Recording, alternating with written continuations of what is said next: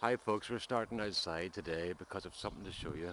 The front of my house was completely overgrown for the past 2 or 3 years, and I went out and just slowly and methodically chopped those hedges down from about 15 feet to where they are now, and then I put loads of marigolds in along the front, so it'll make a nice display.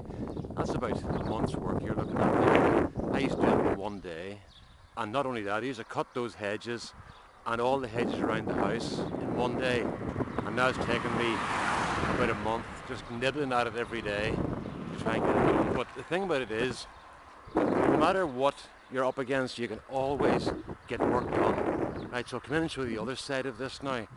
Now I haven't got this bit done yet because that's just beyond my capabilities at the moment.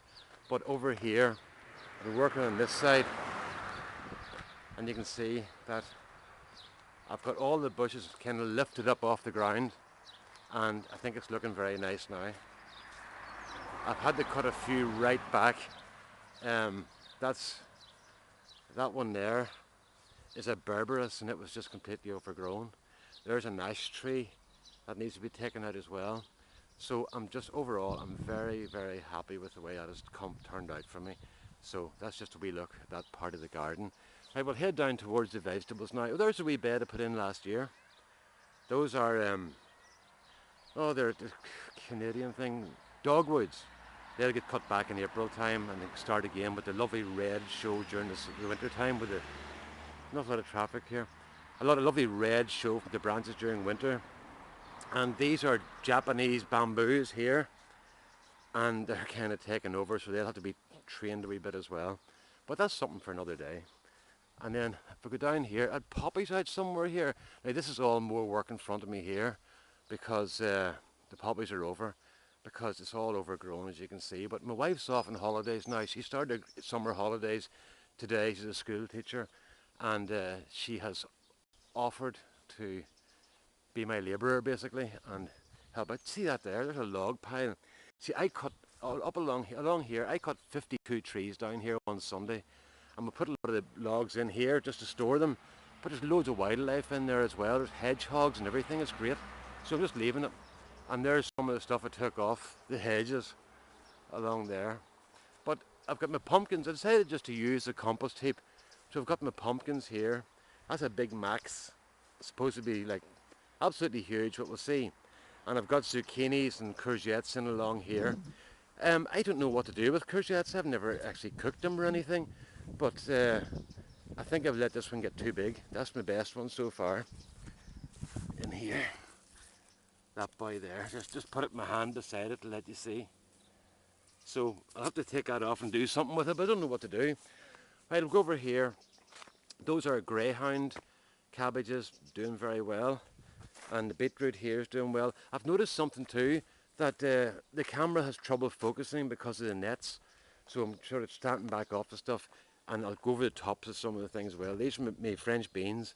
They're starting to put beans out now, so they're coming on well. And this bed here is going to be more French beans. I've got hispy cabbages in here. Those are a beautiful cabbage. They're doing well. And these are onions, and they're doing pretty well too. Strawberries, I'm still taking the flowers and runners off, but I've learned something. They said to take the flowers off because it gives more fruit next year. And it really does make sense because they're putting out very few flowers, maybe 3 per plant, and that would mean that next year it'll be the same sort of production. But by taking the flowers and runners off, the strength goes into the plant and it develops better, and you get more fruit the next year. So we'll know better next year, but at the moment the theory looks right.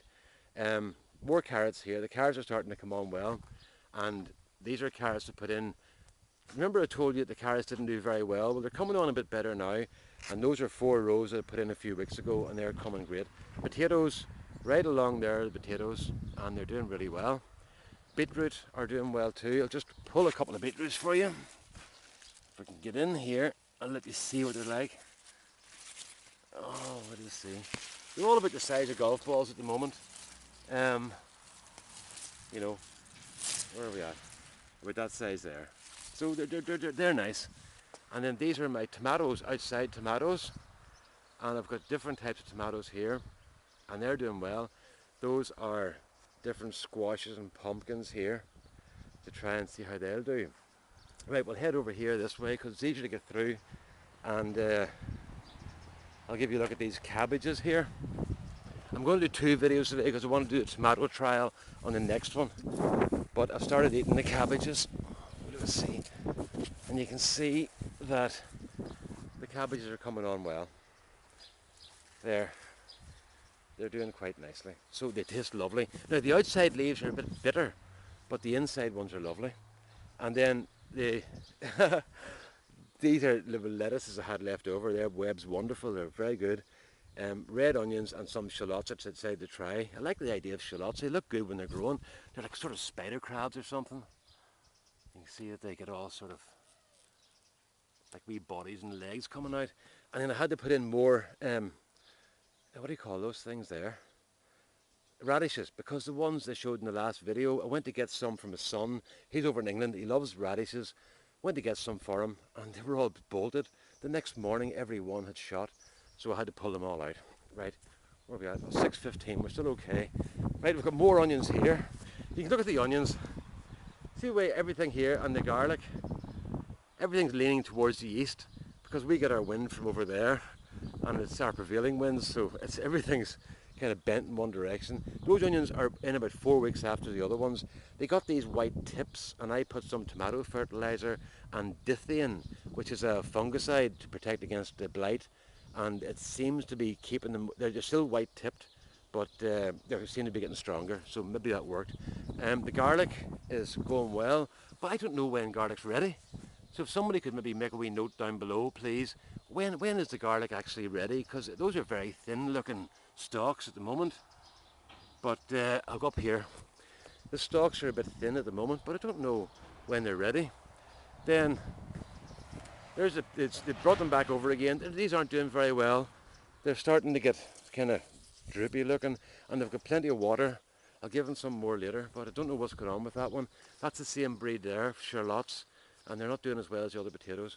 The peas are starting to do, and then we've got beans here. I'm going to have to start taking the tips out. You see this here? That's black fly on that. So what you do is you just go down and take that out, and that stops the black fly problem, so I'll do that later on. And there's my corn. The corn's about 2.5 feet high at the moment. Oh, get that down. About 2.5 feet high. That's the outdoor corn there, and it's doing well. Go over to this bed here and let you see it.